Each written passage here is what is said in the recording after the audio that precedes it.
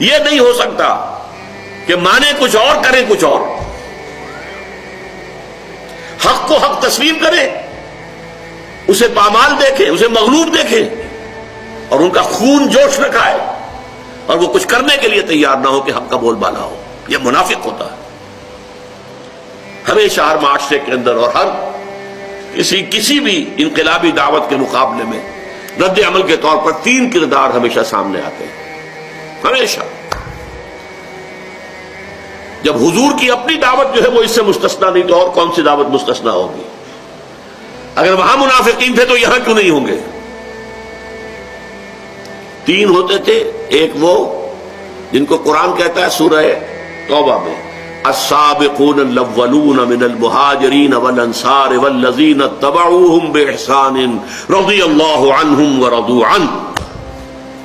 یہ وہ لوگ ہوتے ہیں جنہوں نے حق کو قبول کیا تو اب ہر چہ بعد آباد جو ہو سو ہو، جان جاتی ہے جائے، مال جاتا ہے جائے، ہر چہ بعد آباد ماں کشتی درآب انداختیم، ہم نے تو اپنی کشتی جو ہے دریا میں ڈال دی.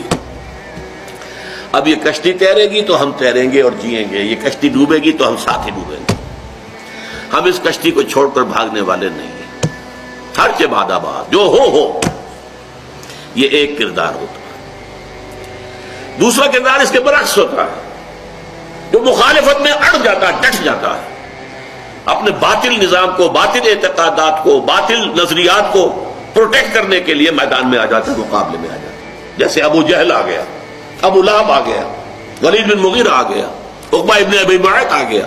یہ سب کون ہیں؟ یہ بالکل اپوزٹ کیٹیگری ہے، لیکن یہ کھلے دشمن ہیں، سامنے سے وار کرتے ہیں، ان سے بچنا آسان ہے. ایک تیسری کیٹیگری ہوتی ہے ان بٹوین، کچھ مانا بھی لیکن کچھ کرنے کو تیار نہیں. جان پیاری ہے، مال پیارا ہے، بچ بچ کے چلو، سیفٹی فرسٹ، اپنا تحفظ، اپنی جان کا، اپنے مال کا. یہ ان دونوں کے بین بین.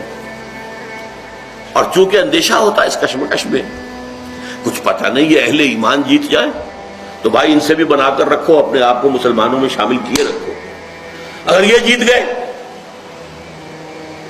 اور اگر کیا کافر جیت جائے ان سے بھی دوستیاں رکھو،